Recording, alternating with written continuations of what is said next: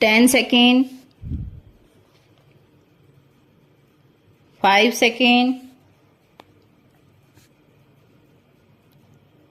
Ready start. उपसभाध्यक्ष महोदय, जो फाइनेंस बिल सदन के सामने प्रस्तुत किया गया उसके बारे में कुछ निवेदन करना चाहती हूँ।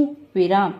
सबसे पहले मैं यह कहना चाहती हूँ कि हमारे शासन की जो टैक्स लगाने की नीति है उसका तो मैं विरोध करती ही हूँ, लेकिन यह निवेदन करना चाहती हूँ कि जो हमारे वित्त मंत्री जी जनता पर टैक्स लगाते हैं तो उन्हें यह देखना चाहिए कि जनता टैक्स देने की अक्षमता रखती है या नहीं। उन्होंने जनता के ऊपर इतने टैक्स लगा दिए हैं, यह अनुचित मालूम होता है। विराम। इस समय हमारे देश की स्थिति यह है, इसके बारे में मैं चर्चा करना नहीं चाहूंगी और न इस संबंध में उन बातों को दोहराना चाहूंगी जिनके बारे में मैंने पूर्व में तथा माननीय सदस्यों ने यहाँ पर काफी चर्चा की है। विराम।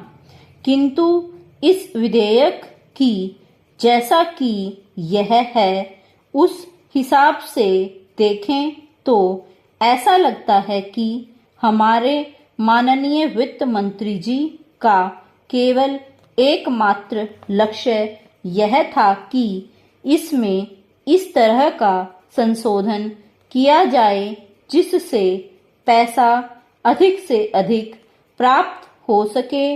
विराम।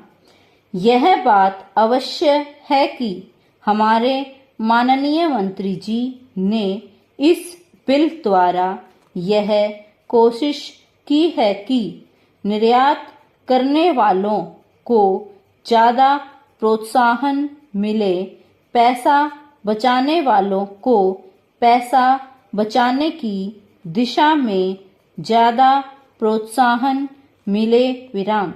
लेकिन इसके साथ ही साथ उन्होंने अधिक मात्रा में टैक्स द्वारा पैसा प्राप्त करने का प्रयास किया है। विराम।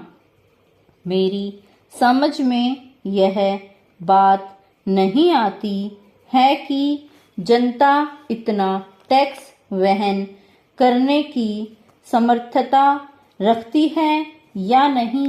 विराम। यह नहीं देखा गया। विराम।